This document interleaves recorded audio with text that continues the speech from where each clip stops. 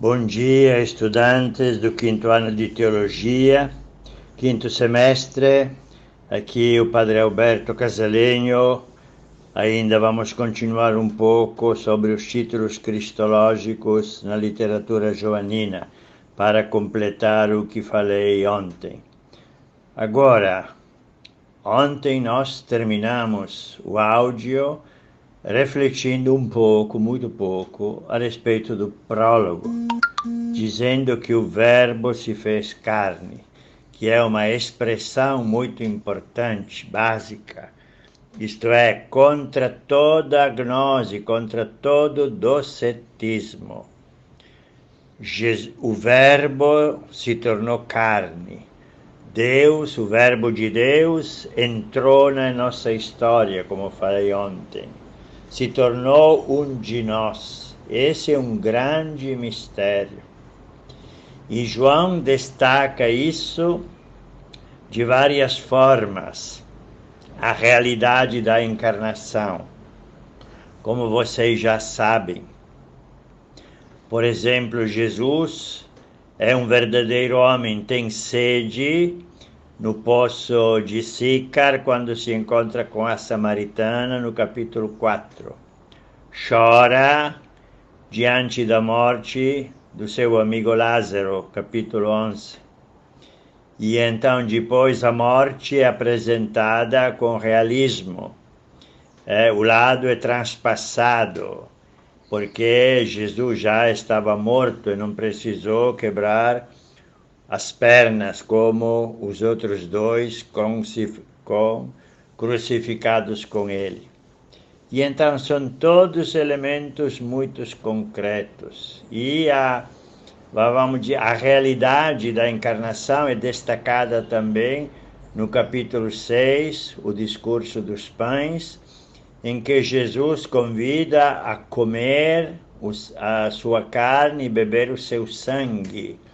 O verbo comer tem duas, vamos dizer, expressões no verbo grego. O verbo estien, que é comer. O verbo trogen, que é mastigar.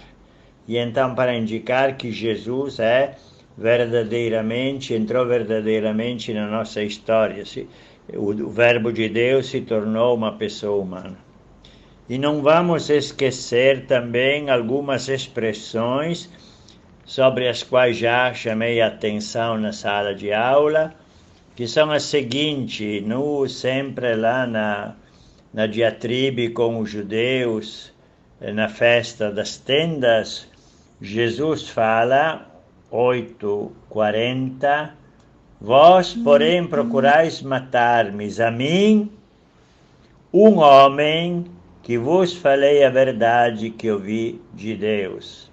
Não esquecer de corrigir o texto, acrescentando um homem. E então aqui tem, vamos dizer, a relação entre homem e Deus. É um homem que tem um acesso a Deus.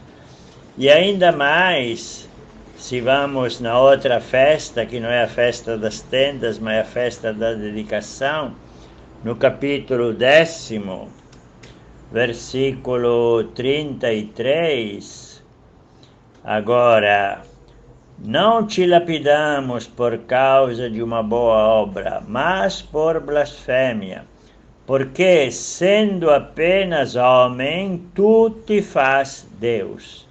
Então aqui também a relação homem-Deus. Jesus é de verdade o homem-Deus. Deus entre nós. Mistério, Ninguém tem palavra se não fosse revelada para aceitar isso, para dizer isso. E então, viu, a dimensão humana, homem, verdadeiro, carne, e o termo carne, sarx, é um termo que abrange todas as carnes, todos os seres humanos. Então, se tornando carne, Jesus tem uma relação com todos os seres humanos espalhados no planeta, no mundo, desde Adão até o último homem. E então, essa relação indica que a salvação de Deus antecipa o nosso modo de proceder, o nosso vida de pecado, de santidade. Então, Jesus se tornando carne, sarx, no termo grego, se torna o Salvador de todos. O cristianismo não é ligado aos cristãos, mas é um anúncio de salvação universal para todos os povos. Por isso que a fé cristã supera todas as outras visões religiosas, normalmente muito estreita, muito limitada a um grupo étnico particular.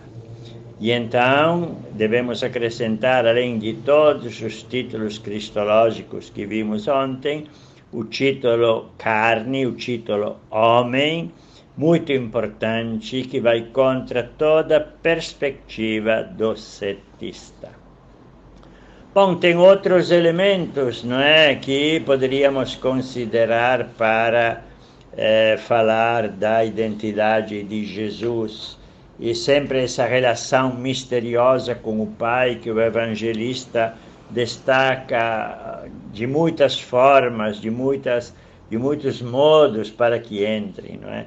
Vocês lembram lá, quando nós estudamos, que é importante esse capítulo 7 e 8, os dois capítulos, várias vezes se encontra um vocabulário espacial, teológico espacial. E Jesus destaca que os judeus não sabem de onde ele vem e para onde ele vai. Agora, aqui é 8, vamos ver se encontro, que deveria ser riscado. 8:14. Eu dou testemunho de mim mesmo, meu testemunho é válido, porque sei de onde venho e para onde vou. Vós, porém, não sabeis de onde venho, nem para onde vou. Então, através dessa linguagem espacial, não é? Indica a proveniência de Jesus, do seio de Deus, e a ida de Jesus para Deus, embora que os judeus não reconheçam, não saibam isso. E pouco antes, também no capítulo 7, 35, também, vós me procurareis, no 36, desculpe, vós me procurareis e não me encontrareis, e para onde eu vou, não podereis ir. Então, é através dessa linguagem, vamos dizer, geográfica, espacial, que o evangelista procura também destacar a identidade misteriosa de Jesus. E então, em várias formas, o evangelista nos fala da pessoa de Jesus.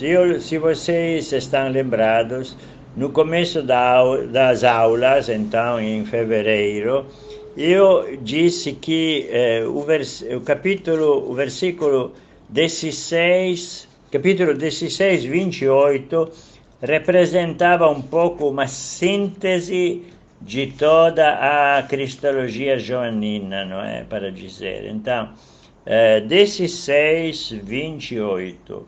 Saí do Pai e vim ao mundo. Descida, encarnação.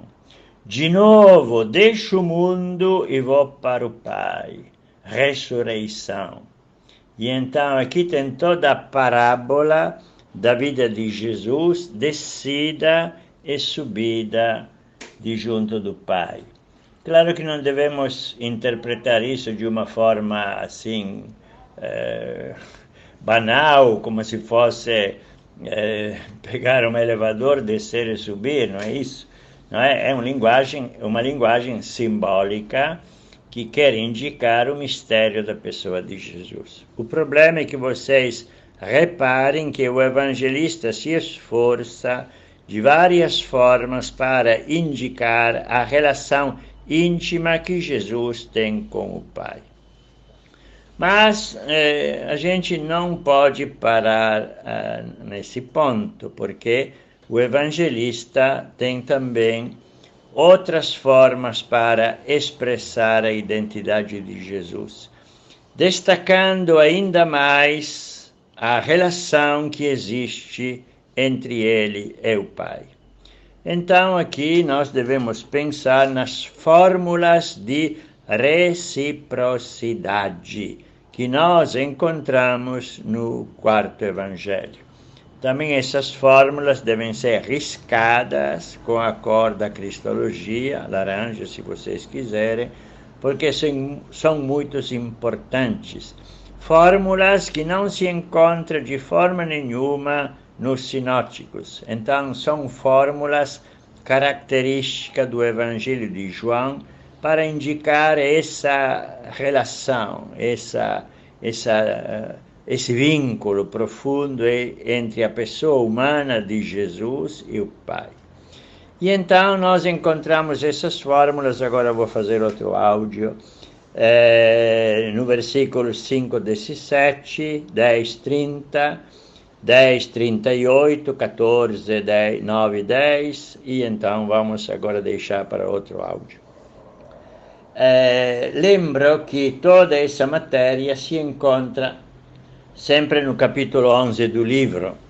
Então, se eu falo aqui, você estudando pode entender melhor e aprofundar as minhas palavras aqui no áudio. Então, bom estudo. Agora vamos passar para outro áudio sobre as fórmulas de reciprocidade.